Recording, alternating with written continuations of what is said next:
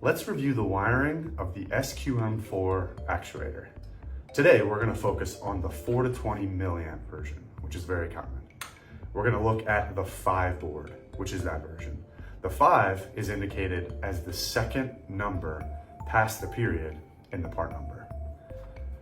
What we're going to look at is we're going to use, on the inside cover, there's a wiring diagram that's going to be really helpful for you in the field to see what's going on. Let's dive in.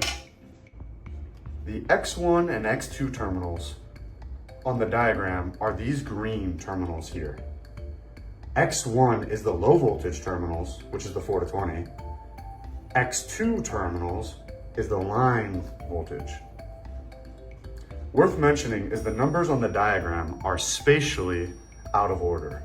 The numbers are out of order to make the diagram easy to read.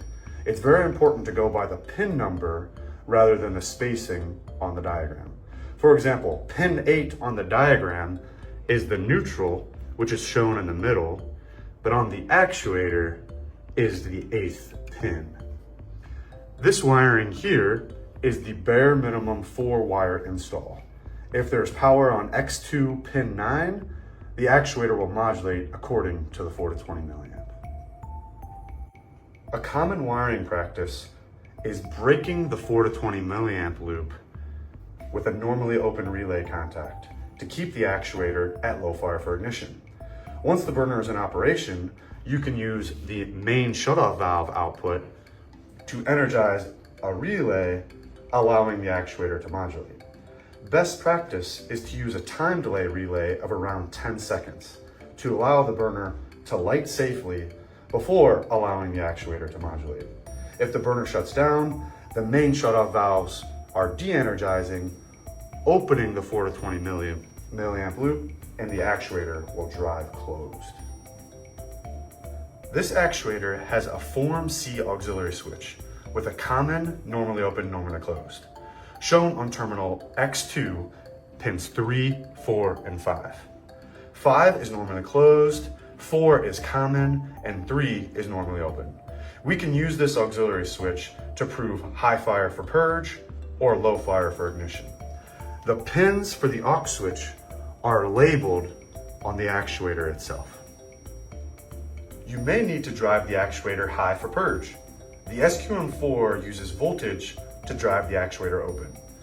You want to use a relay to power either open or modulate.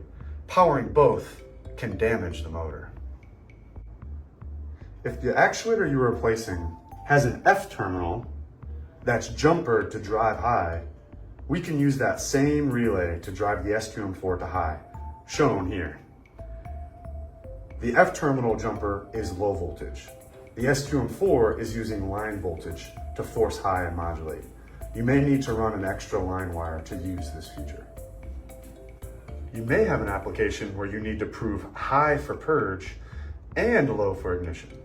One way to accomplish this is to use the aux switch to prove low for ignition and use a limit switch to prove high for purge. Once high fire is reached, the red cam 1 will change state from powering the motor to powering an output signal indicating high fire is reached. This output signal can be used to prove high fire.